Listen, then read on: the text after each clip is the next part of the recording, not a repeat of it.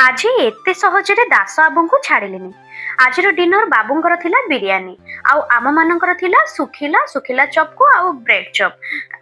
କଥାଟା ହଉଛି ଏଇଆ ଯେ ବାବୁ ଆଜି ଅବାରରେ ଆଣିଥିଲେ ନନଭେଜ୍, ତ ଆମମାନେ କେହି ଖାଇବୁନୁ, କିନ୍ତୁ ମନରେ ମୋର ଲୋଭ ଥିଲା ଯେ କାଳେ ବାବୁ ଟିକେ ଚାଖିବାକୁ ଦେବେ କି।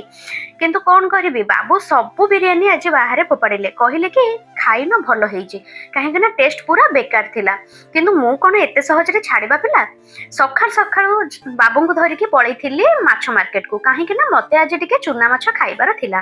ବାଟରେ ବାବୁଙ୍କୁ ଭୋକ ଲାଗିବାରୁ ବାବୁ ବ୍ରେକଫାଷ୍ଟ କରିଥିଲେ, ତ ମୋର ଏ କି ଦୁର୍ଭାଗ୍ୟ ଦେଖନ୍ତୁ।